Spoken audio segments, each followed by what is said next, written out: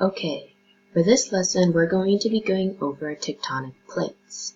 So I created a video along with a PowerPoint to help you review at home about what you need to know about tectonic plates shaping our world.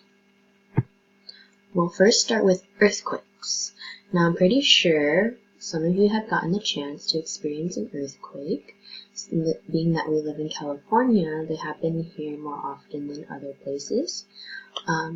So what's an earthquake? An earthquake is a sudden rumbling or shaking of the surface of the earth, also known as the earth's outer shell or crust. So that's also the earth's surface is the ground. And if you have ever experienced an earthquake, you'll notice the ground is rumbling or shaking, and you'll see things on the ceiling that might be moving back and forth.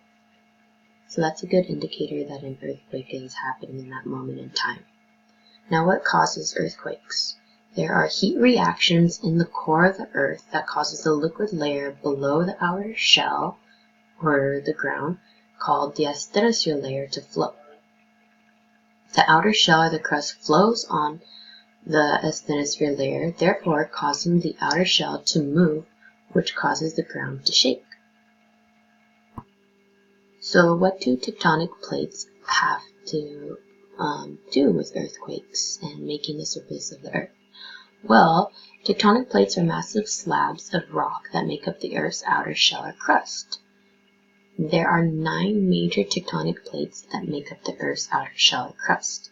And if you look to the picture on the right, you'll see the red lines that separate the world, and each segment is representing one of the major tectonic plates.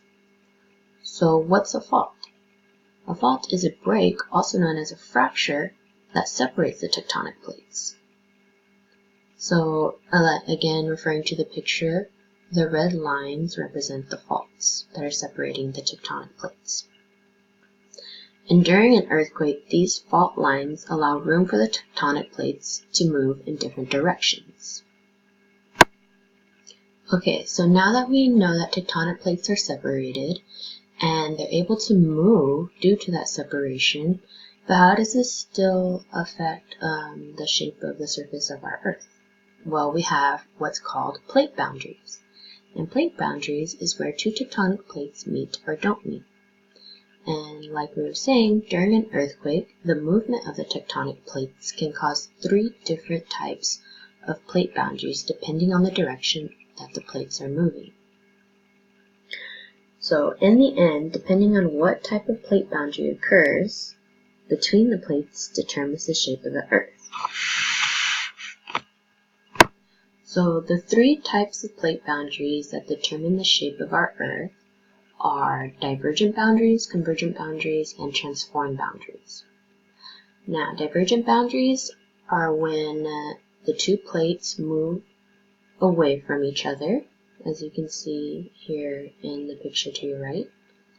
And divergent boundaries create ridges, rift, valleys.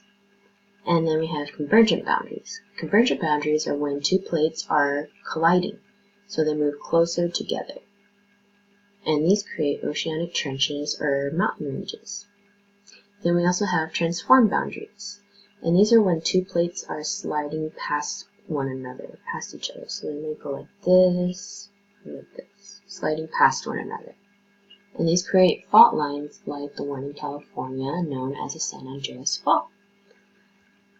So once again, we have divergent boundaries, move apart, convergent boundaries, when the 2 plates move closer together, and then we have transform boundaries when 2 tectonic plates slide past one another, like this.